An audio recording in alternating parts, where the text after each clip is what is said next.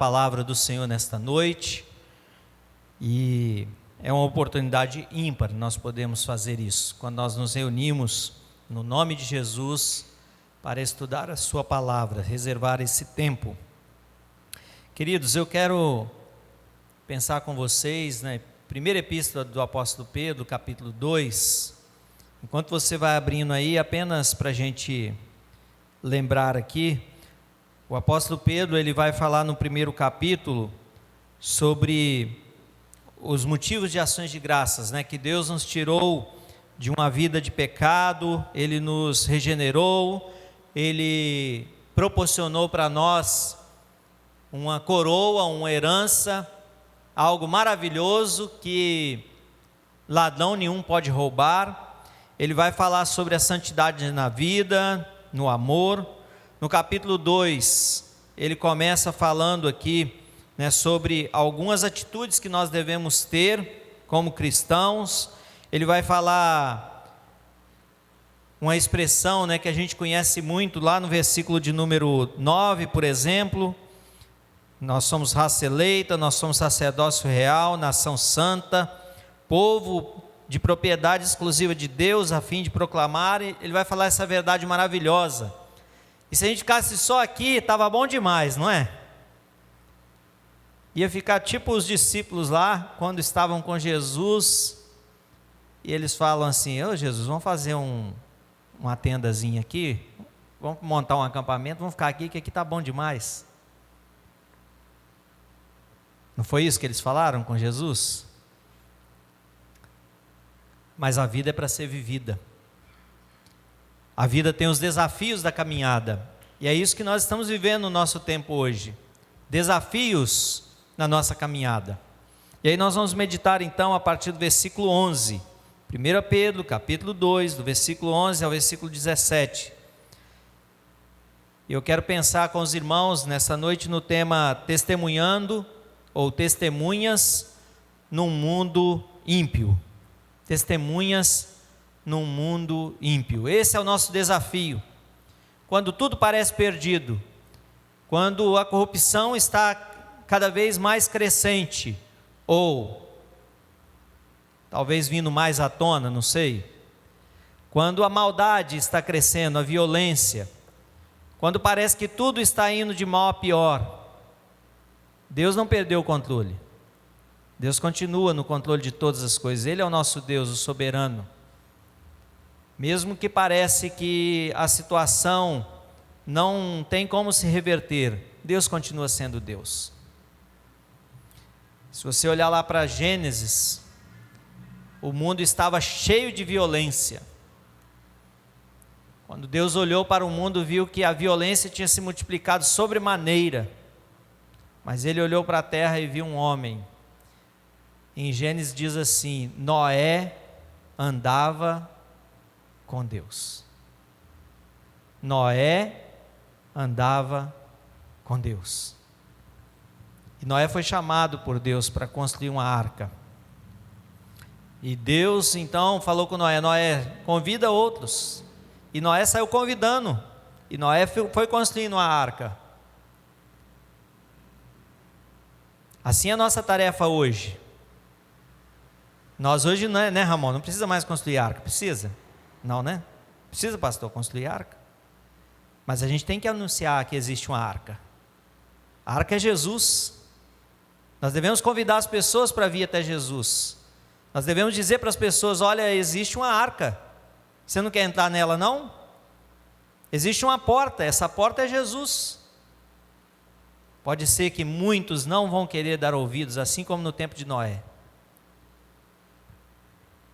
A esposa de Noé, os filhos de Noé, as noras de Noé deram ouvidos e entraram na arca.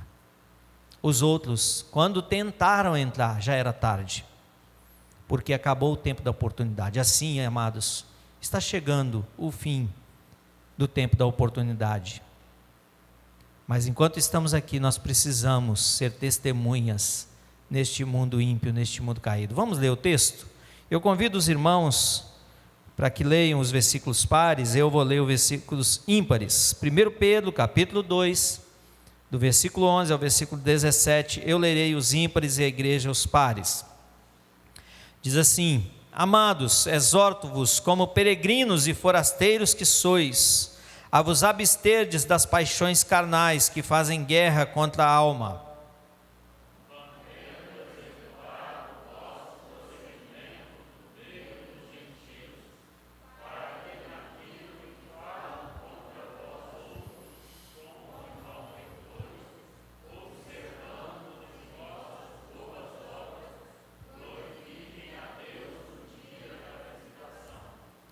Sujeitai-vos a toda instituição humana por causa do Senhor, quer seja o rei como soberano.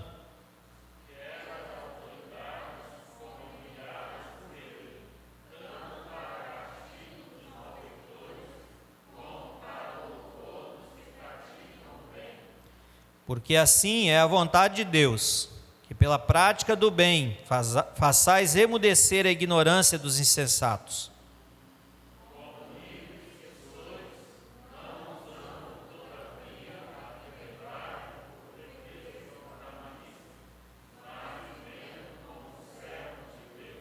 Tratai todos com honra, amai os irmãos, temei a Deus, honrai o Rei. Vamos falar com o nosso Deus mais uma vez? Senhor, precisamos da Tua iluminação para entender a Tua palavra. Precisamos, ó Pai, do auxílio do Espírito Santo para aplicar em nosso coração e praticar esta palavra, ó Pai. Nos ajude a confiar mais no Senhor. Nos ajude, ó Deus, a testemunhar de Ti, mesmo no mundo caído, mesmo no mundo, ó Deus, cheio de impiedade, de maldade, de toda espécie de pecado. Mas o Senhor nos chama a sermos testemunhas. Nos ajude, ó Pai, a entender a Tua palavra e vivê-la aqui, no nome de Jesus. Amém. Queridos, como nós lemos anteriormente, o versículo 9, é um versículo bastante conhecido dessa epístola de Pedro. Ele fala de um sacerdócio, de um reinado, e nós fazemos parte desse reinado.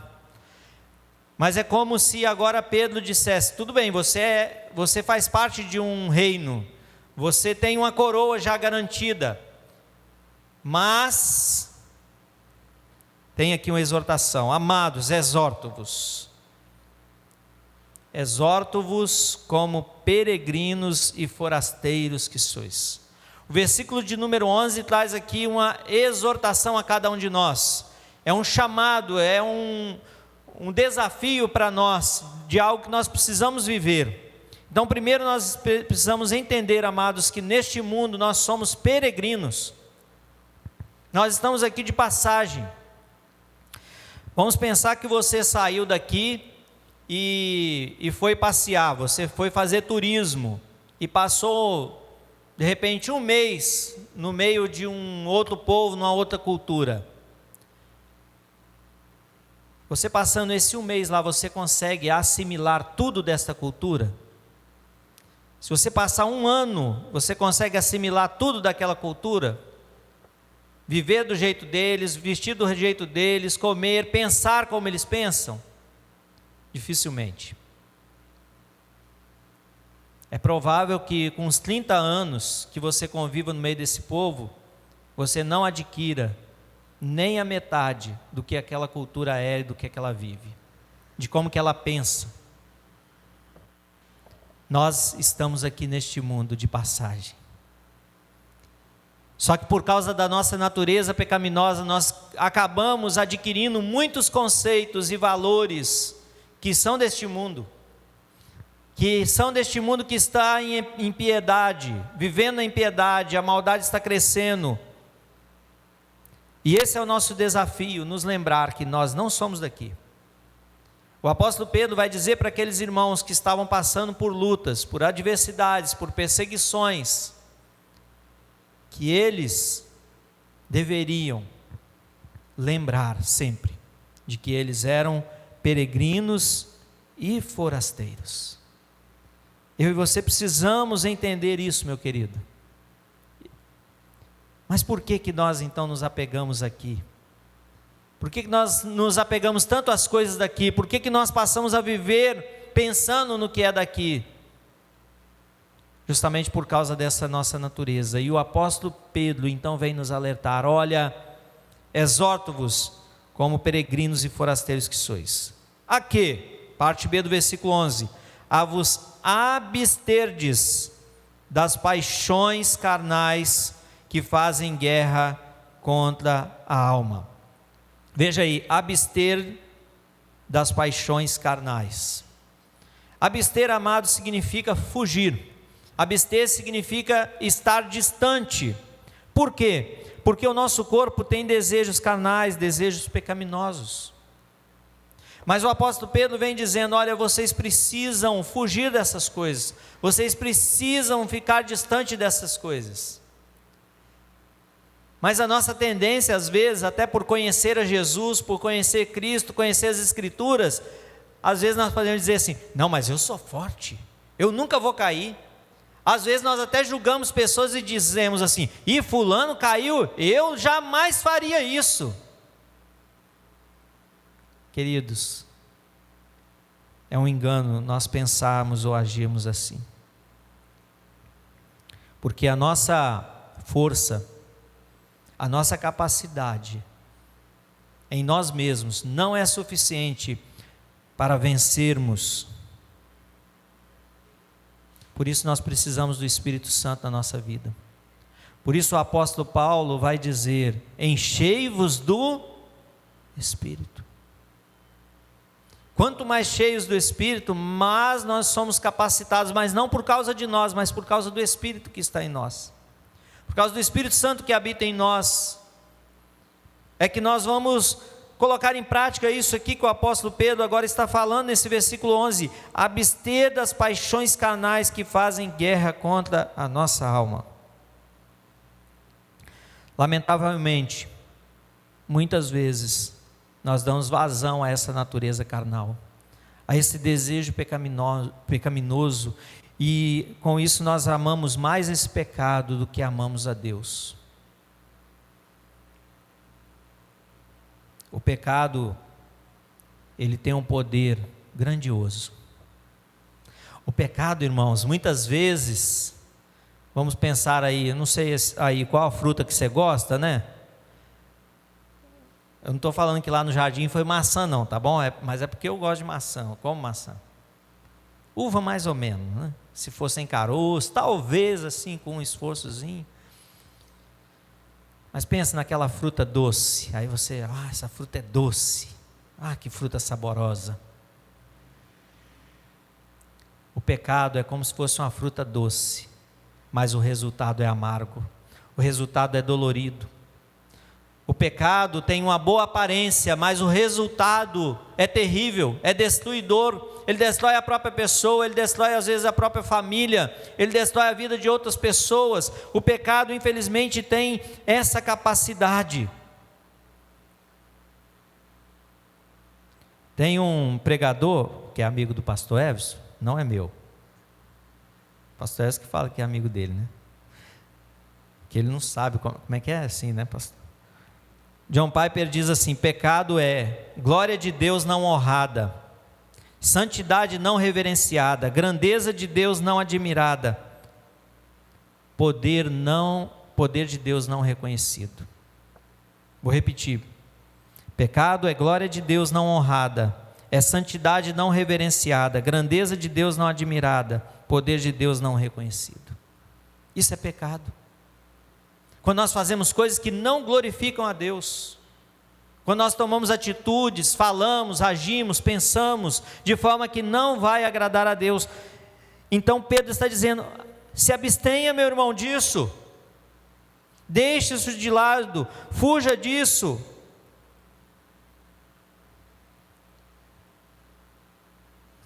Meus queridos, existe uma guerra espiritual. O apóstolo Pedro termina esse versículo 11 dizendo que fazem guerra contra o que, amados?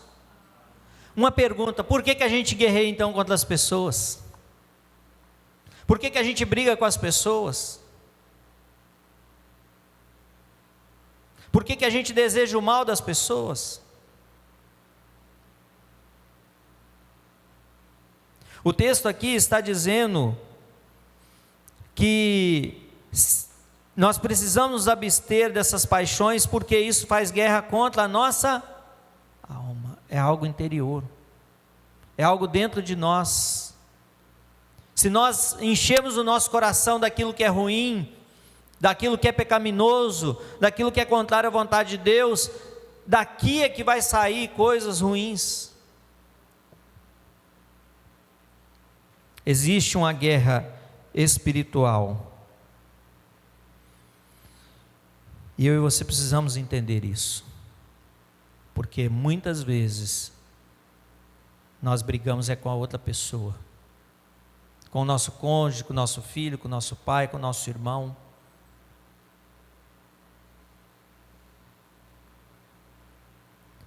Você sabia que às vezes até quando nós oramos nós pecamos? Ah, Natanael, que isso? Orar é coisa boa. É coisa boa, não é, irmãos? Orar é coisa boa? Hein, Ana? É boa, não é? Mas sabe que às vezes nós pecamos quando oramos? Porque nós não sabemos nem orar. Nós não sabemos nem pedir. Às vezes, a atitude em si é boa, orar, falar com Deus. Mas muitas vezes nós falamos aquilo que não agrada a Deus, porque nós não estamos orando de acordo com a vontade de Deus. Por isso nós precisamos orar cada vez mais. Criar o bom costume da oração. Ah, missionário Natanael, eu não sei orar. Abra os salmos, comece a orar os salmos. Comece a ver como que Jesus orava. O texto, amados, ele fala que nós precisamos abster dessas paixões carnais que fazem guerra. Precisamos deixar de lado estas coisas, porque essas paixões carnais, elas podem trazer muitos danos para a minha vida, para a sua vida, para a vida do outro, para a vida de pessoas que estão ao nosso redor. Isso vai atrapalhar o nosso relacionamento com Deus, isso vai atrapalhar o relacionamento com outros. Mas o texto continua e diz aí o versículo 12. Versículo 12 diz assim: mantendo exemplar o vosso procedimento no meio dos gentios. Parte A. Mantendo exemplar o vosso procedimento no meio dos gentios. Veja que na primeira parte, no versículo de número 11, ele fala de coisas que nós não podemos fazer. É atitude, não faça isso, se abstenha, deixe de lado, fuja, fique longe, não se aproxime. Mas agora no versículo 12 não, é uma atitude positiva, é uma recomendação positiva. Ele diz: mantendo exemplar o vosso procedimento. São as nossas atitudes. As nossas atitudes devem mostrar quem nós somos. E o texto continua aí dizendo, para que, explicando, motivação, objetivo, naquilo que falam contra vós outros, como de malfeitores, observando-os em vossas boas obras, glorifiquem a Deus no dia da visitação. O que Pedro está falando aqui, amados? Para cada um de nós, para aquele povo que estava com muitos desafios em meio à perseguição, mas para cada um de nós hoje. Pedro está dizendo o seguinte, amados: eu e você precisamos ter atitude, ações que demonstrem que realmente nós não somos desse mundo, que nós somos diferentes. Pense comigo, sem dar motivo,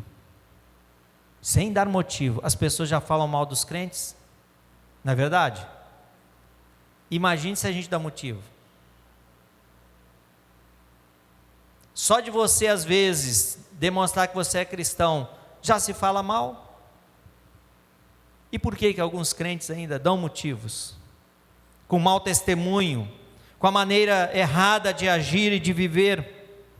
Então Pedro estava dizendo para aqueles irmãos: olha, vocês precisam viver de forma atrativa, quando aqui o apóstolo Pedro usa a expressão observando em vossas boas obras, a palavra ali é kalos, essa palavra para boas obras, que significa algo atrativo, algo bom, algo agradável. Uma pergunta para você, para cada um de vocês que aqui estão, uma pergunta para você que está em casa. Você tem um estilo de vida que seja atrativo para os que não creem ainda? Os que convivem contigo desejam ser como você? Será que as pessoas desejam ser da igreja onde você é? Será que as pessoas querem caminhar ao seu lado? Será que você testemunha a ponto das pessoas verem Jesus na sua vida? Era isso que Pedro estava dizendo. Observando as vossas boas obras, glorifiquem a Deus no dia da visitação, ou seja, é no dia que eles forem despertados pelo Espírito Santo. Alguns poderiam dizer que é no dia final, quando Jesus vier. Mas é mais provável que seja no dia que essa pessoa assumir um compromisso com Jesus. Elas glorifiquem a Deus. Foi testemunhando.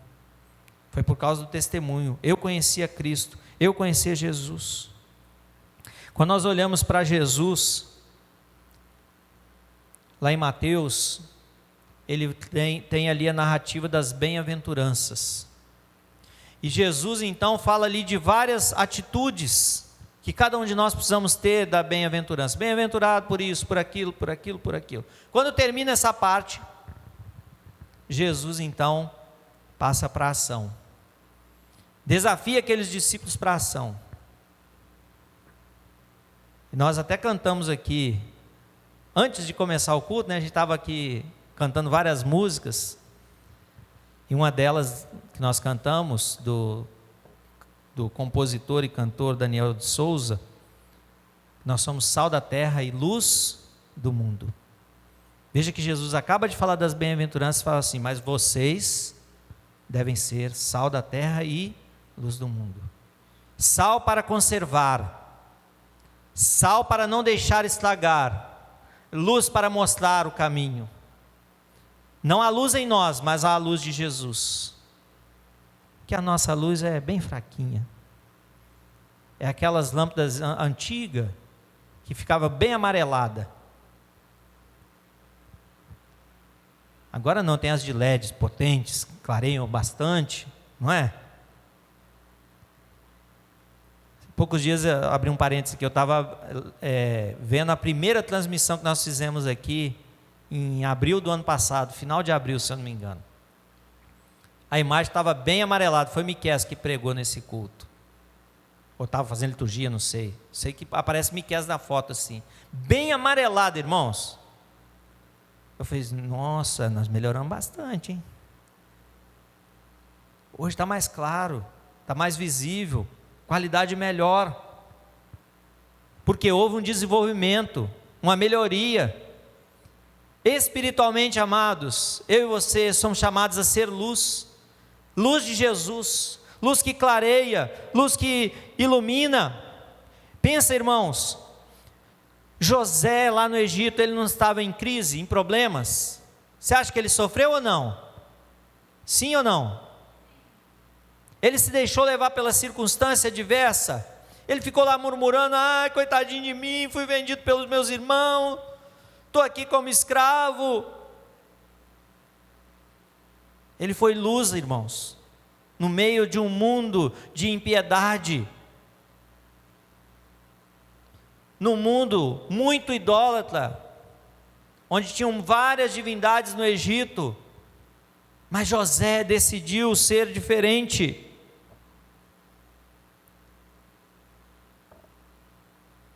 Chegou a governador, segunda pessoa mais importante no Egito. Deus usou aquilo para salvar não só a sua família, mas muitas pessoas. Muitos ímpios foram abençoados pela atitude de José. Pense nisso. Já parou para pensar?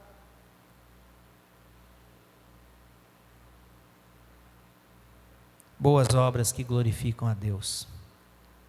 Quer ver outro exemplo, Rick? Daniel.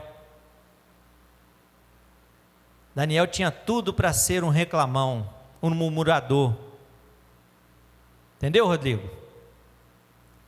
Ele poderia, meu povo foi humilhado, meu povo foi morto, muitos dos meus parentes, minha casa foi destruída, meus pais, e eu vim aqui para a Babilônia e agora estou aqui nesse lugar como escravo, e esse rei está se aproveitando aqui de mim.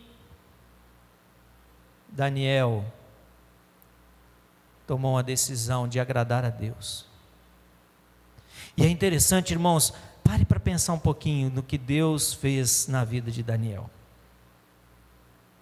Um dos episódios mais conhecidos é aquele episódio lá da Cova dos Leões, não é? Na narrativa de Daniel, capítulo 6.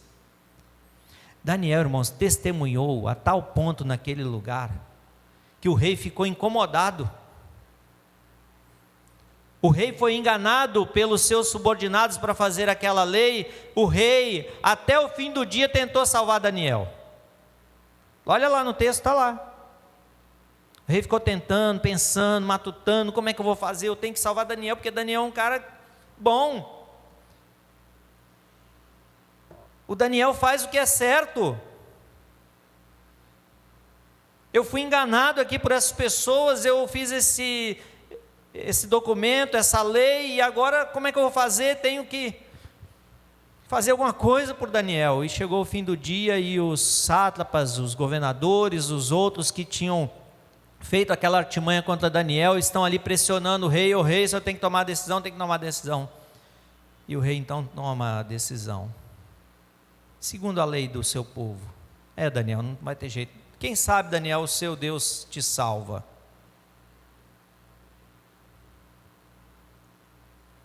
Pense na cena, meus irmãos.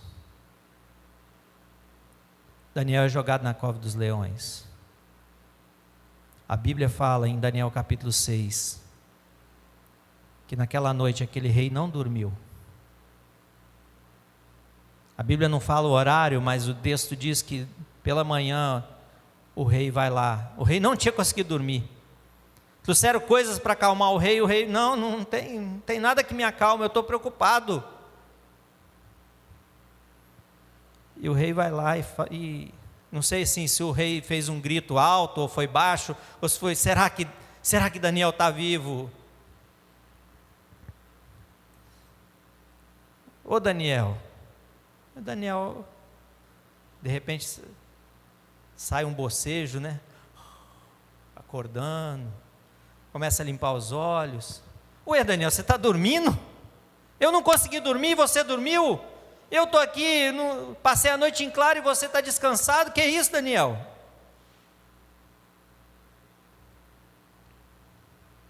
Porque Daniel decidiu agradar a Deus. Porque Daniel resolveu ser testemunha. A vida de Daniel foi um atrativo para aquele rei. A vida de Daniel, agradando e glorificando a Deus, impactou a vida daquela pessoa que estava ali ao seu lado, que era o governante, o rei daquele lugar. Ele foi bênção naquele lugar. Ele foi testemunha de Deus ali. Pensa também em Esther. Esther foi usada por Deus para salvar uma nação. Ela correu o risco da sua própria vida, mas porque ela amava a Deus.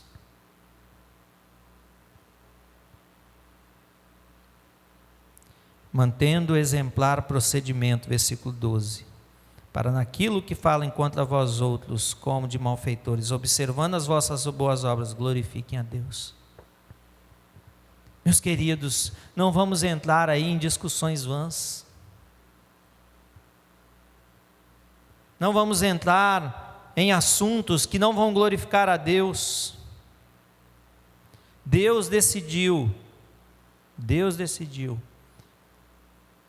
que ia usar eu e você como embaixadores neste mundo, para impactar a vida das pessoas. Quantas pessoas foram usadas por Deus ao longo da história? Nós citamos aqui exemplos bíblicos, mas tem exemplos de pessoas que talvez você conhece, que eu conheço, que impactaram o lugar onde estava, por onde passaram, fizeram diferença. Pessoas viram Jesus por causa de cada um de nós. E o apóstolo Pedro então está dizendo para que eles glorifiquem a Deus.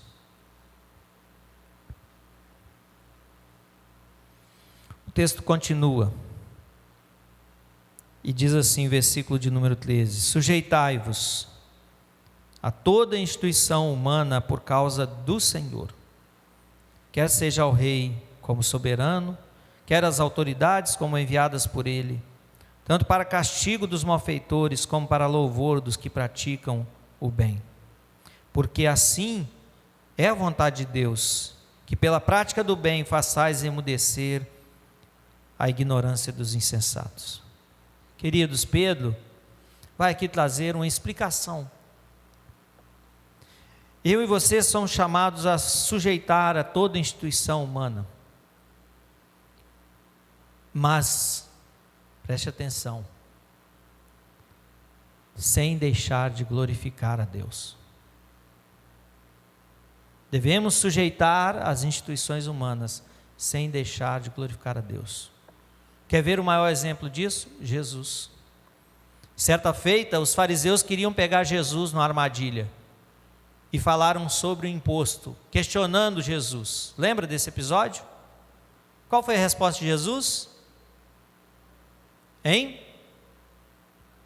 Qual foi? Presbítero Clóvis?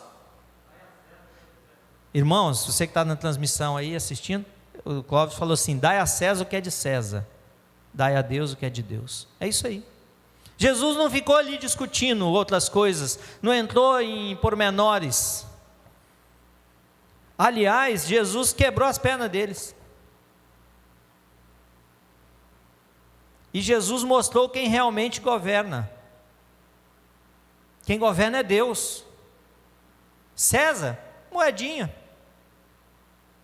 César tem algum poder limitado, agora Deus não, tem todo o poder. Jesus estava dizendo: o meu reino não é daqui, o meu reino é eterno. O meu reino é muito maior do que esse impériozinho aqui, romano.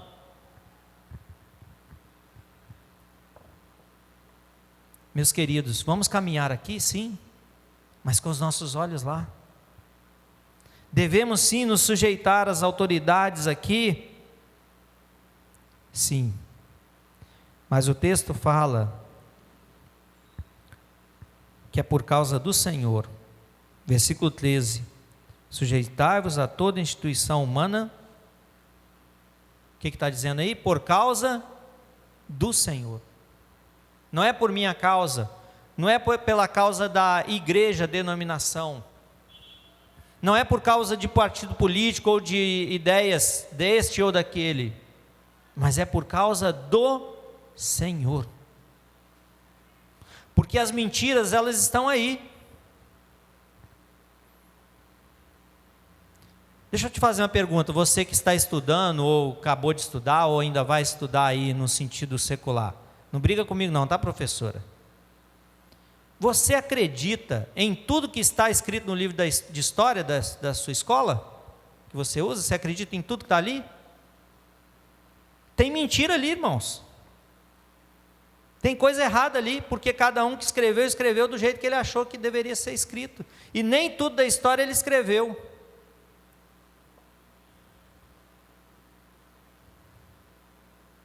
Aí nós ficamos brigando por causa daquilo. É assim, aí...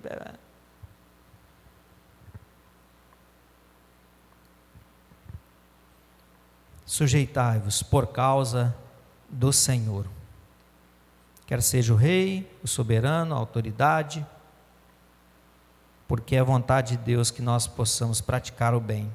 Finalzinho do versículo 15. Façais emudecer a ignorância dos insensatos. O que é isso, irmãos? Eles não vão ter do que nos acusar. O ímpio não vai ter do que acusar o crente se ele viver para a glória de Deus. Se as boas obras glorificam a Deus, se as nossas atitudes são atitudes que visam a glória do nome de Deus e a expansão do reino de Deus, que nós somos chamados para testemunhar. Façais emudecer a ignorância dos insensatos. Uma perguntinha: você tem dado motivo para as pessoas falarem mal do Evangelho?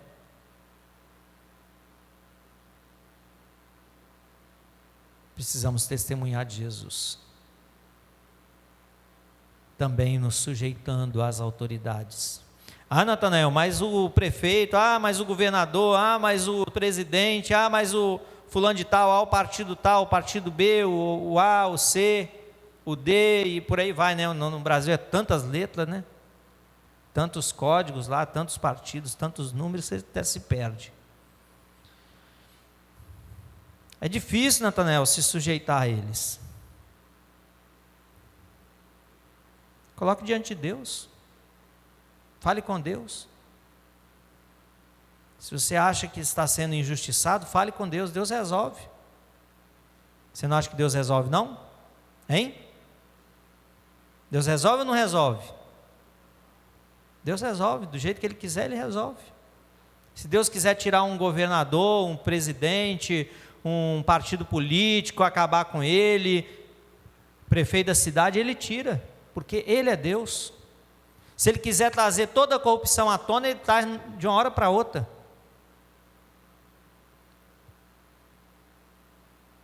Se Ele quiser jogar no data show aqui todas as nossas mazelas, Ele joga também.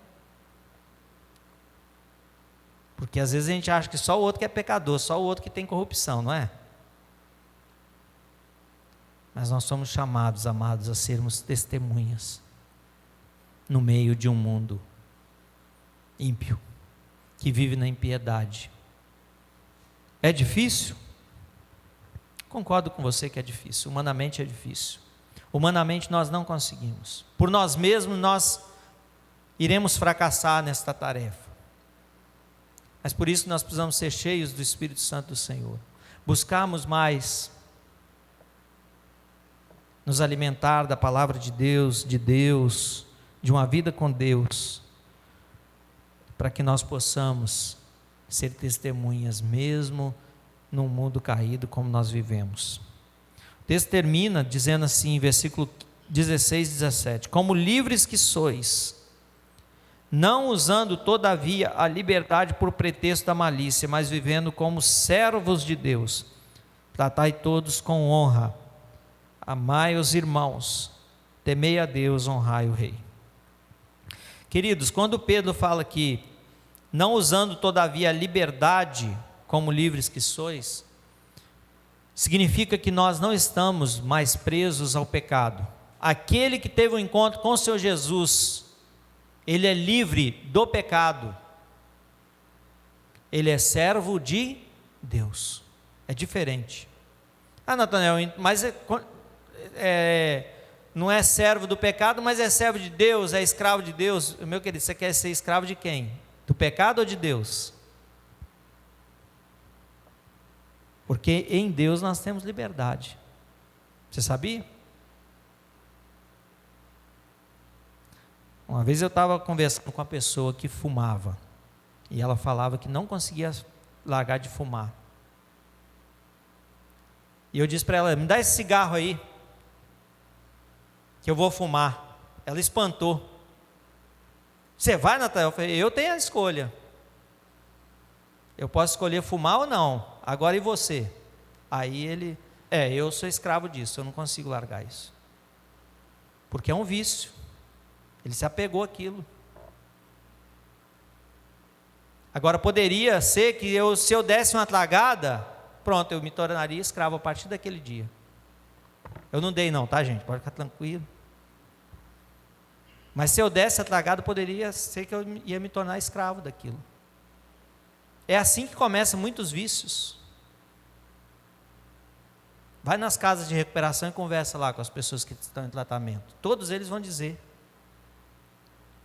Eu comecei quando eu tinha 12 anos, 11 anos, meu pai me deu um golinho de cerveja.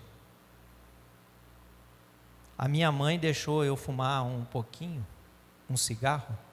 É assim que começa. O pecado é desse jeito.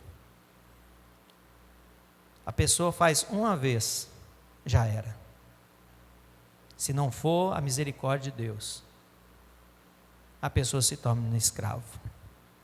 Mas Pedro está dizendo de liberdade. Livres que sois, não usando por pretexto, mas vivendo como servos de Deus. Como servos de Deus devemos fazer o quê? Vamos ler juntos o versículo 17. Tratai todos com honra, amai os irmãos, temei a Deus, honrai o rei. Atitudes completas. Tratai todos com honra. Ah, Natanael, até aquele que não é uma boa pessoa, até aquele. É difícil? É. Nós vamos pedir a Deus misericórdia, capacitação. Amai os irmãos. Essa palavra amai aqui é a mesma que Jesus confrontou Pedro. É o amor de verdade, é o amor ágape. Você realmente ama de verdade os irmãos?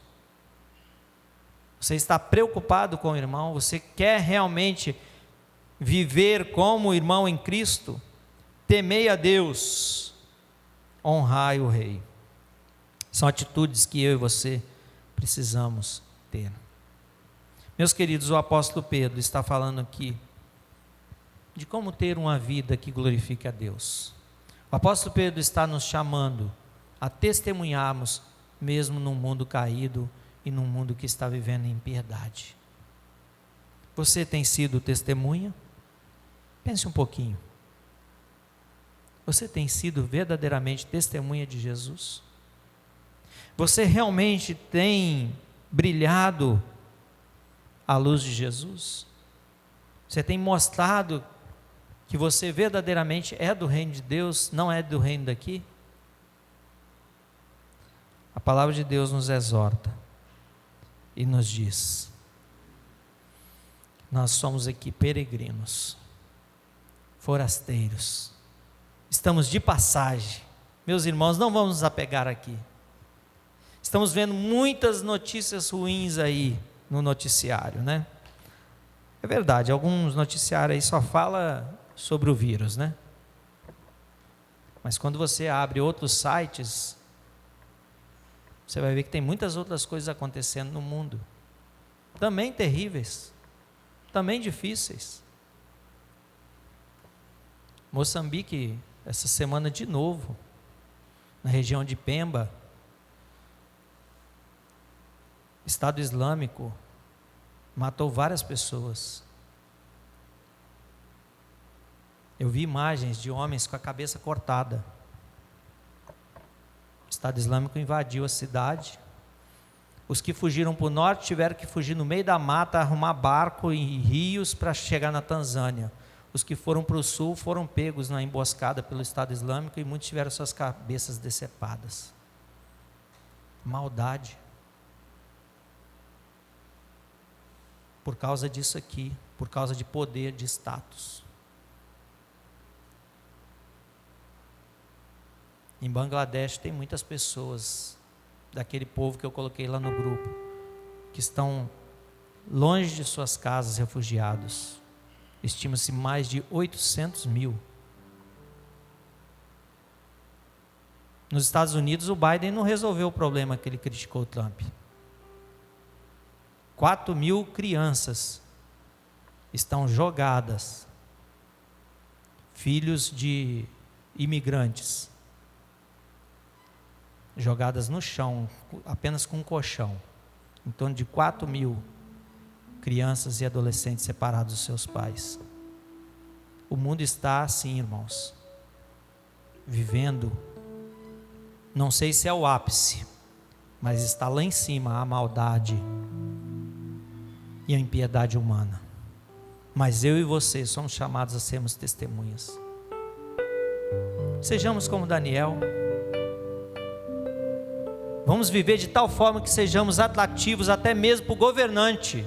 O rei saiu de lá, não conseguiu nem dormir, foi lá à noite. Eu preciso ver como é que está o Daniel.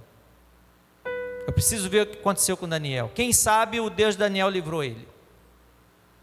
Ele não conseguiu dormir, mas Daniel provavelmente dormiu aquela noite, porque Daniel falou assim: não aconteceu nada não. Deus fechou as bocas dos leões aí, esse cara aí é tranquilinho. E eu também.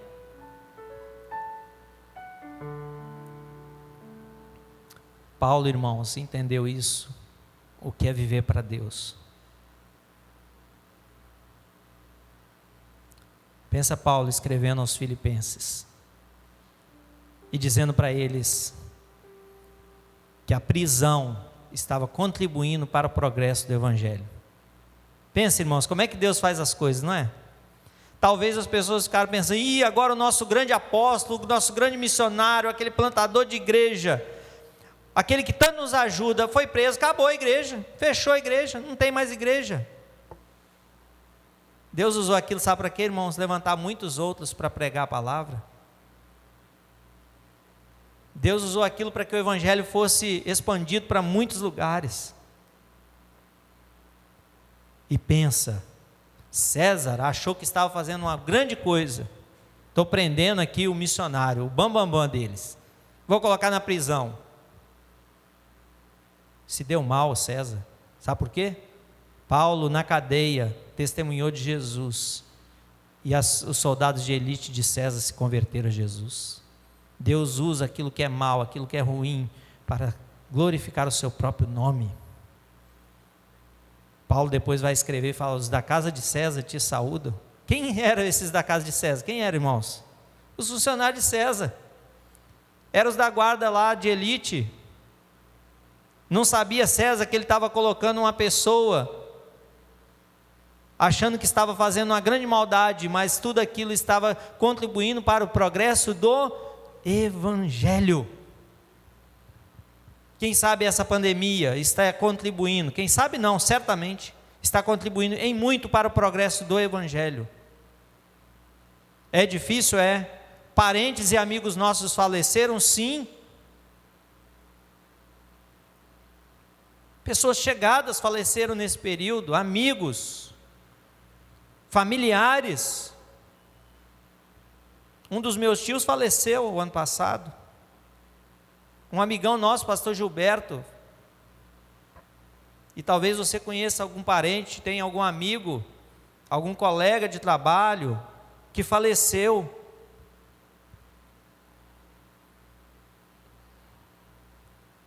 Mas Paulo escreve e diz que aquele que está em Cristo tem uma promessa maravilhosa: todas as coisas cooperam para o bem daqueles que amam a Deus. Todas, todas, não é algumas. Até a morte coopera para o bem daqueles que amam a Deus. Até o sofrimento coopera para o bem daqueles que amam a Deus. Quantos estão se chegando a Cristo, irmãos, nesse tempo? Quantas falsas igrejas estão sendo reveladas? Falsos profetas.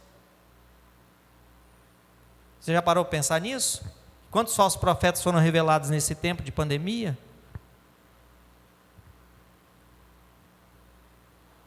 Quantas coisas Deus está fazendo? Deus não perdeu o controle. Mas mesmo nesse mundo de maldade e impiedade, em que muitos têm motivações erradas, eu e você não podemos ter motivações erradas. Eu e você somos chamados para ser sal desta terra, luz deste mundo.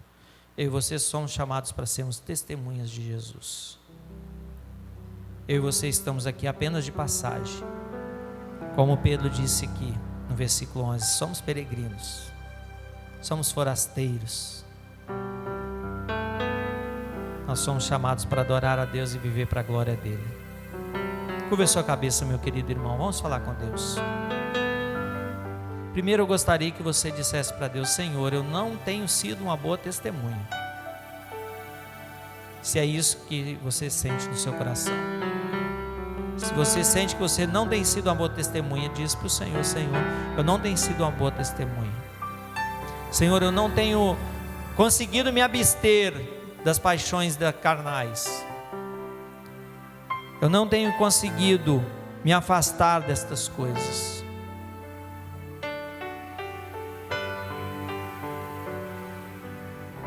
Mas também tem um positivo, que tem o desafio de que nós devemos manter santo procedimento, testemunhando. Então peço, Senhor, Senhor, me capacite a testemunhar. Senhor, eu quero testemunhar. Eu quero realizar obras que glorifiquem o Senhor. Obras que sejam atrativas, para que as pessoas busquem ao Senhor.